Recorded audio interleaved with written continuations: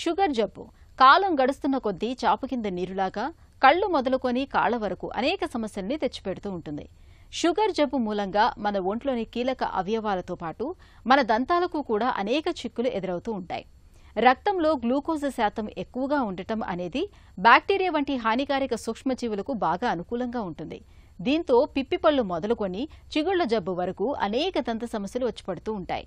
మధుమేహంతో తలెత్తే దంత సమస్యలు ఎలా ఉంటాయో, వాటికి ఎలాంటి చికిత్స తీసుకోవాలో డాక్టర్ని అడిగి ఇప్పుడు తెలుసుకుందాం.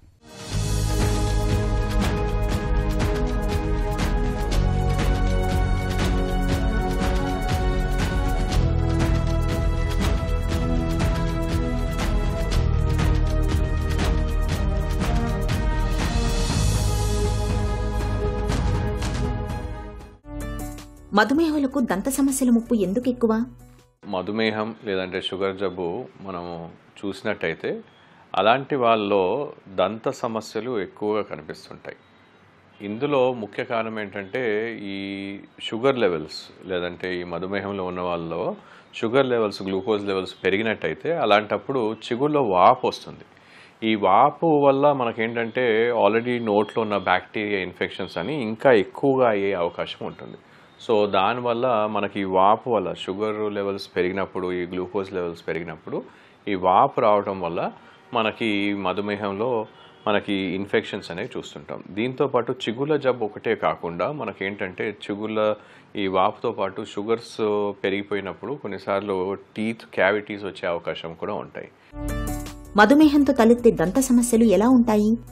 మధుమేహంతో ముఖ్యంగా మనం చూసినట్టయితే మధుమేహంతో మనకు వచ్చేటివి చిగుళ్ళ జబ్బులు అనేది ఎక్కువగా చూస్తుంటాం. ఎందుకంటే ఈ చిగుళ్ళలో వాపు ఈ మధుమేహంలో ఈ గ్లూకోజ్ లెవెల్స్ పెరిగినప్పుడు చిగుళ్ళలో వాపు ఎక్కువగా ఉంటాయి కాబట్టి ఆ చిగుళ్ళ జబ్బులు అంటే మొట్టమొదటి దశలో చిగుళ్ళ నుండి రక్తం కారటం, చిగుళ్ళలో వాపు రావటం, చీము రావటం, ఇంకా సివియర్ కేసెస్లో ఏంటంటే పళ్ళు కదలటం, ఇలాంటి లక్షణాలు కూడా మనం చూస్తుంటాం.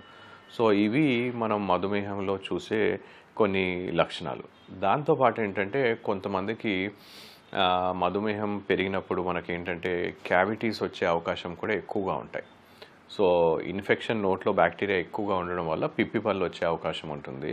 కొన్ని కేసెస్లో మధుమేహంతో కొన్నిసార్లు ఏంటంటే కొన్ని మాత్రలు మందులు తీసుకునే వాళ్ళలో కూడా మనం చూసినట్టయితే డ్రై మౌత్, జీరోస్టోమియా లేదంటే డ్రై మౌత్, నోట్లో లాలాజలం తగ్గిపోవటం, ఇలాంటి లక్షణాలు కూడా చూస్తుంటాం.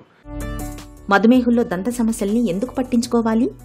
నార్మల్గా మనం చూసినట్టయితే మనకి చిగుల్లో జబ్బు ఉందనుకోండి, సో ఇతరి వాళ్ళతో మనం పోల్చినట్టయితే మధుమేహంతో ఉన్న వాళ్ళతోని అలాగే మనం నార్మల్గా ఉన్న వాళ్ళతో మనం పోల్చినట్టయితే ఎలాంటి జబ్బులు ఉన్నా కానీ కూడా అవి బాగా సివియర్గా అయ్యే అవకాశం ఉంటుంది. సివియర్గా అంటే బాగా దాని తీవ్రత అనేది బాగా పెరిగిపోతుంది, స్పెషల్గా చిగుళ్ళ జబ్బులో.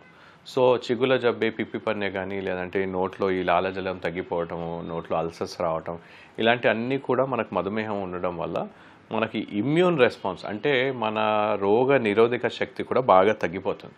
అండ్ మన నోట్లో ఏంటంటే మనం ఎంత బాగా మెయింటైన్ చేసినా, ఎంత శుభ్రత మెయింటైన్ చేసినా కూడా 100% మనం బ్యాక్టీరియా లేకుండా మనం చూసుకోలేము. అందుకోసమని కొద్దిగైనా బ్యాక్టీరియా ఉంటుంది. సో అందులో మనం సరిగ్గా బ్రష్ చేసుకోకుండా అందులో అక్కడ ఇన్ఫెక్షన్స్ ఉన్నట్టయితే మధుమేహంతో కలిసినట్టయితే ఇంకా పెరిగిపోయే అవకాశం ఉంటుంది. దాని తీవ్రత అనేది బాగా పెరిగిపోతుంది. అలాంటప్పుడు చిగుళ్ళ జబ్బుతో పళ్ళు కదలటం, పంటి నొప్పి రావటం, సివియర్ కేసెస్లో పళ్ళు ఊడిపోవటం, ఇలాంటివి కూడా చూస్తుంటాం. మధుమేహంలో కనిపించే దంత సమస్యలకు చికిత్స ఎలా? మధుమేహంలో ఉన్న వాళ్ళకి ఏంటంటే మొట్టమొదటిగా మనం ఆ షుగర్ లెవెల్స్, గ్లూకోజ్ లెవెల్స్ తగ్గేలాగా చూసి దాని తర్వాత వాళ్ళకి చికిత్స చేస్తూ ఉంటాం. స్పెషల్గా ఒకవేళ షుగర్ లెవెల్స్ ఎక్కువగా ఉన్నట్టయితే మనం శస్త్రచికిత్స అనేది మనం చేయలేకపోతాం. లేదంటే శస్త్రచికిత్స అనేది మనం ఆ షుగర్ లెవెల్స్ కంట్రోల్లో తీసుకొచ్చి చేస్తాం. ఎందుకంటే ఒకవేళ మనం శస్త్రచికిత్స ఎలాంటైనా శస్త్రచికిత్స చేసినట్టయితే చిన్న గమ్ సర్జరీయే కానీ, జింజివెక్టమీయే కానీ, పన్ను తీయడం లేదంటే ఇంప్లాంట్ పెట్టాలన్నా కానీ కూడా మనకి ఈ మధుమేహంలో ఉన్న వాళ్ళు షుగర్ లెవెల్స్ కొద్దిగా కంట్రోల్లో ఉండేటట్టు చేసి అప్పుడు మనం చికిత్స చేస్తాం. సో దీంతో ఏంటంటే సెకండరీ ఇన్ఫెక్షన్స్ రాకుండా మనం కాపాడుకోవచ్చు, మొదటిది.